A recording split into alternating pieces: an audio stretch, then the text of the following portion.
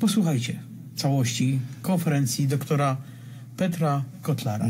Stop, Marcin. Nagrywać, powielać. Informować. Ja wiem, że te kurwy głupie nie przyjmują tego argumentu, ale one się zaszczepiły i one pozdychają. Wiem o tym. Ale to jest prawy człowiek, który dał świadectwo prawdzie. Dziękujmy Opatrzności, Panu Bogu, dobrym duchom za Jego życie i za Jego prawdę. Proszę. Dámy a páni, ďakujem aj médiám za to, že sa zúčastňujú aj živým prenosom tejto tlačovej besedy alebo tlačovej správy. Uvidíme, aký bude priestor na otázky. Samozrejme, trošku technika zlyhala v správny moment, kedy sa dali aj graficky odprezentovať výsledky, ktoré dnes sa plánujú zverejniť. Takže verím, že v najbližšej dobe budem môcť odprezentovať aj grafickú analýzu jednotlivých výsledkov. Na vláde som sa zaviazal, že do 31.3.2025 zrealizujem analýzu retenčných šarží vakcín používaných pre slovenskú populáciu proti ochoreniu COVID-19 a tak plním svoj záväzok.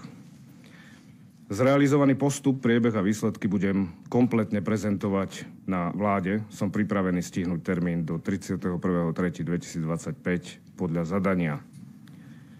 Z dôvodu závažnosti predbežných výsledkov a z dôvodu podozrenia na marenie tieto analýzy realizovať a prezentovať som sa rozhodol najmä z bezpečnostných dôvodov pre túto tlačovú správu.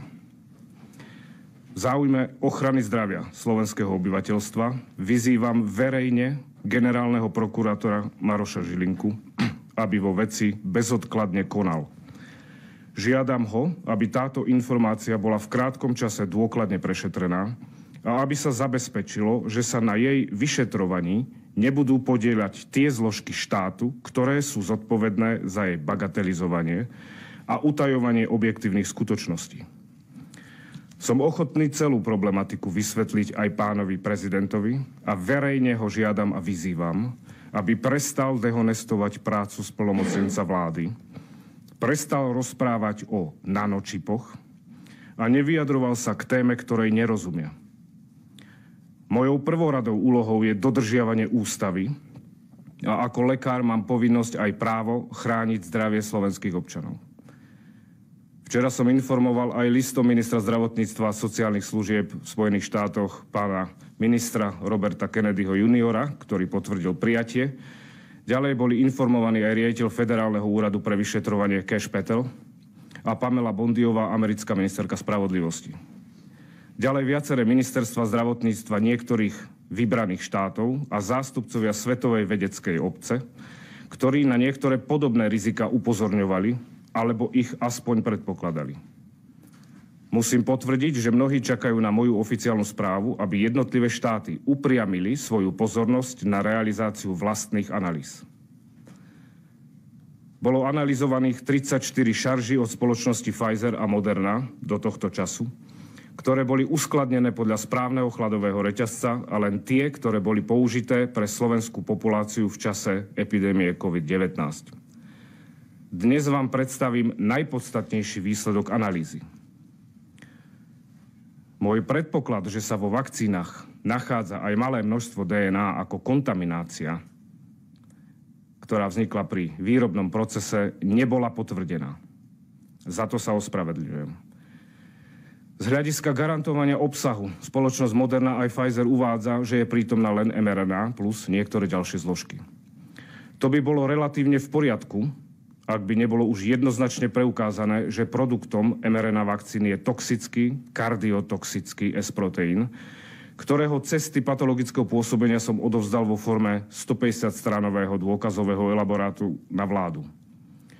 Rovnako pripravím tlačovú správu, aby som poradil aj pánovi Palkovičovi, šéfovi Úradu pre dohľad nad zdravotnou starostlivosťou, ako imunohistochemickými metódami odhalí odlíšenie prítomnosti S-proteínu, syntetizovaného programom z mRNA vakcíny, od nukleokapsidového proteínu vírusu SARS-CoV-2 a tak určil primárnu príčinu smrti. Výsledok analýzy. Vážená verejnosť a vedecká obec. Výsledky analýzy všetkých, opakujem, všetkých analyzovaných šarží dokázali, že v každej jednej ampule sa nachádza enormne vysoké množstvo DNA, vektor, ktorý kóduje kazetu pre syntézu S-proteínu, ak nie aj iné proteíny. Takmer v rovnakom množstve ako mRNA sa tam nachádza teda aj DNA. V 3 prípadoch je dokonca obsah DNA vyšší ako mRNA.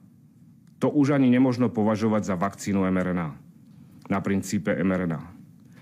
Tento genetický kód pre syntézu S-proteínu, táto informácia uložená v tejto DNA, je v porovnaní s mRNA stabilná, vie sa integrovať do ľudskej jadrovej DNA a následne sa takýto ľudský organizmus stáva, nebojím sa povedať oficiálne, geneticky modifikovaným organizmom. Geneticky modifikovaný organizmus je organizmus, ktorého genetický materiál bol úmyselne zmenený. Toto sa robí napríklad na kukurici a v medicíne je to v štádiu výskumu.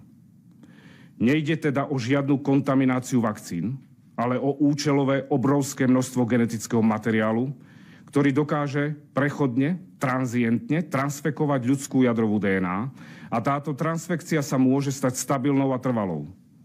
Táto transfekcia môže s dostatočne vysokou pravdepodobnosťou ovplyvňovať aktivitu tumor supresorových génov a spôsobiť vznik nádorových ochorení. V bunkách, ktoré sa nedelia, napríklad myokard a nervové bunky, spôsobujú takéto programovania presýtenie proteosyntetického aparátu bunky a bunka hynie. Je možné, že v tejto DNA sa nachádzajú aj iné povely, čo predpokladajú výsledky analýzy, ktorých ale prítomnosť treba preukázať, ale to verím, že zrealizujú iné štáty vo svojej kompetencii. Ide teda o zmes mRNA a DNA, alebo v niektorých prípadoch o zmes DNA a mRNA.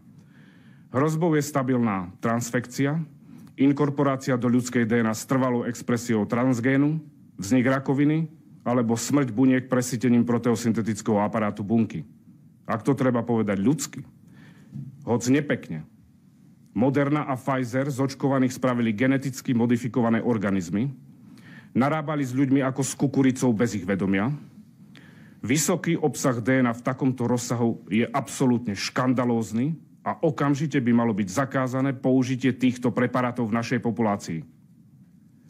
Tieto zistenia sú tak závažné, že generálny prokurátor by mal okamžite konať, vedecká obec by mala byť na poplach a všetci propagátori vakcíny by mali stiahnuť uši. Skromne, ale suverene povedané, sme jednou z mála krajín na svete, ak nie jediná, ktorá zrealizovala takéto analýzy a aj ich zverejňuje. Správme niečo veľké a zaraďme sa medzi príklady.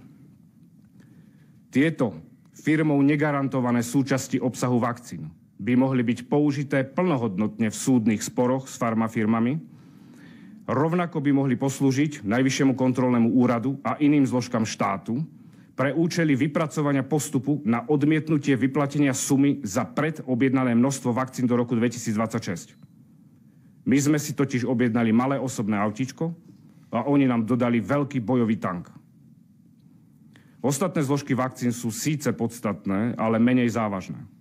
Budú súčasťou oficiálnej správy pre vládu Slovenskej republiky. Plnú zodpovednosť za vypustenie tohto toxického obsahu do ľudských bytostí a najmä našich detí nesie Šukl, ktorý sa ani neunúval zrealizovať bezpečnostné suverénne analýzy, pretože sa poslušne opieral o štekot EMI, rovnako ako sa opitý Šeliga opieral o múr krčmy v čase lockdownu, kedy sme my všetci boli zavretí doma. Nemám absolútne žiadnu dôveru v tie štruktúry tohto štátu, ktoré sú zodpovedné za tento škandál. Neviem si predstaviť, že by zodpovední priznali svoju chybu a urobia všetko preto, aby zdiskreditovali tieto výsledky. Preto som aj urobil niekoľko bezpečnostných opatrení. Toto je absolútny megaškandál a Slovenská republika bola prvá, ktorá na to upozorňuje oficiálne na úrovni vládneho splnomocnenca. Ľudia a z nich dnes už mnohí pacienti sa majú plné právo informovať, prečo im bola podaná génová terapia, ktorá má prinútiť telo produkovať toxín. Majú plné právo si vymáhať odškodnenie, ak je výsledok analýzy takýto. Slováci, my nie sme kukurica. Som zvedavý, či v informovaných súhlasoch je zmienka o tom, že pacient má podstúpiť génovú experimentálnu terapiu. Ani neviem, či vlastne ďakujem za pozornosť, pretože všetky médiá je vašou povinnosťou informovať verejnosť o tak závažných zisteniach. Myslím si, že na rozpútanie ďalších analýz kompetencií informovaných štátov to úplne postačuje. Je to absolútny škandál, ktorý pohŕda znalosťami vedy a právami človeka. Bola narušená integrita slovenského genofondu. Majú plné právo si vymáhať odškodnenie, ak je výsledok analýzy takýto. Slováci, my nie sme kukurica. Som zvedavý, či v informovaných súhlasoch je zmienka o tom, že pacient má podstúpiť génovú experimentálnu terapiu.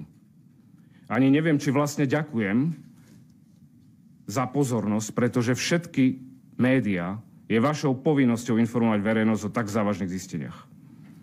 Myslím si, že na rozpútanie ďalších analýz kompetencií informovaných štátov to úplne postačuje. Je to absolútny škandál, ktorý pohŕda znalosťami vedy a právami človeka. Bola narušená integrita slovenského genofondu. Ďakujem za pozornosť. Moglibyście powiedzieć, że to oczywiste. Wszyscy o tym od dawna wiemy, mówimy, przeczuwaliśmy te kwestie, ale powiem tak. Wy tak. My tak. Ale ja dostałem pół roku więzienia za niezgodę na zamknięcie Wojciecha. Za to, że sprzeciwiał się m.in. ustawie Hoca, która miała doprowadzić do de facto zmuszenia ludzi do szczepień, do przyjmowania tego syfu. Wojciech, rok i 8 miesięcy. Słuchajcie, teraz nie dość, że powinniśmy zostać za to uniewinnieni, otrzymać odszkodowanie, to jeszcze powinniśmy dostać nagrodę. Nagrodę za ratowanie ludzkości. Przede wszystkim narodu polskiego. No oczywiście dostajemy nagrodę od was. Każde spotkanie, które kończy się tym: dziękuję chłopaki, uratowaliście mi rodzinę. Bo są takie spotkania. Ale myśmy się Z wszyscy przykładami, a mój brat nie posłuchał. Uwierzył tym kurwom z TVN-u i chodzi połamany i doskonale wie, że to po tym. Tylko że my zostaliśmy z tymi wyrokami. My zostaliśmy z tymi wyrokami. My jesteśmy skazani. Są ludzie, którzy z lubością mówią o nas przestępcy. Tylko dlatego, że broniliśmy narodu polskiego. Tylko dlatego. Kamraci, to wystąpienie polityka słowackiego, lekarza, jest nie do przecenienia. Nie do przecenienia. My jeszcze raz je puścimy przed końcem naszego programu, żebyście go nagrali, pobrali, mieli